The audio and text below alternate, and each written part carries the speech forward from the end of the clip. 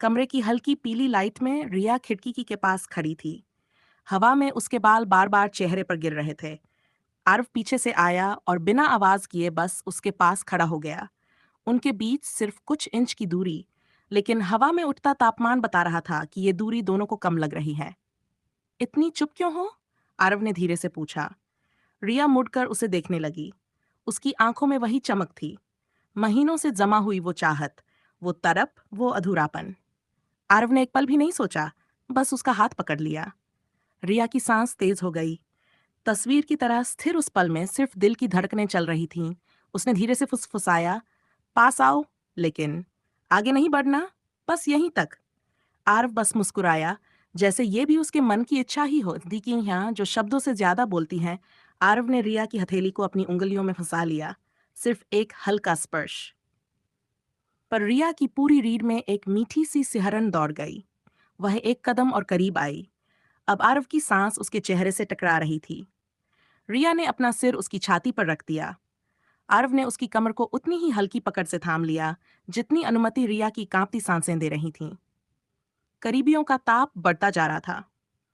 जो किस जितना गर्म था। रिया ने धीरे धीरे चेहरा उठाया।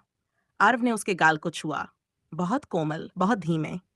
उस स्पर्श की गर्मी से रिया की आंखें बंद हो गई।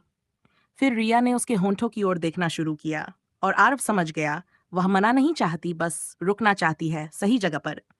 उसने रिया के माथे पर एक लंबी नरम किस रख दी। रिया की सांस अटस, फिर गाल, फिर कनपटी, फिर गर्दन के पास हल्का सा स्पर्श जहां उसकी त्वचा गर्म हो चुकी थी। रिया ने होंठ काटते हुए कहा, और नहीं, बस यही तक, लेकिन मत रुकना। वह खुद विरोधाभास थी, रोक भी रही थी और चाह भी रही थी। वो अधूरी चाह सबसे ज्यादा जलती हुई आरव ने रिया के हाथों को पकड़कर दीवार से टिकाया। उनके चेहरे कुछ सेंटीमीटर की दूरी पर आ गए। सांसें एक दूसरे से टकरा रही थीं, दिल की धड़कनें तेज हो चुकी थीं, और चाहत अनकही लेकिन साफ। रिया ने हल्की आवाज में कहा, तुम्हें करीब चाहता हूं, पर तुम जानते हो हम आगे नहीं बढ़ेंगे। आरव ने उसके बाल कानों के पीछे करते हुए कहा, मैं भावनाओं से आगे जाना चाहता ही नहीं, बस तुम्हारे पास रहना है। उसने रिया की हाथ की पीठ पर धीरे धीरे किस की, इतनी धीमी कि रिया की देह कांप उठी। पल जो रुक जाना चाहता था, रिया ने अपना चेहरा उसके सीने में छिपा लिया।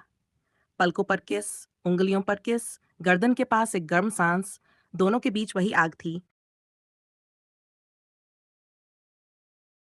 गर्दन के पास एक गर्म सांस, दोनों के बीच वही आग थी जो जलती भी है, संभालती भी है, और रोक भी लेती है।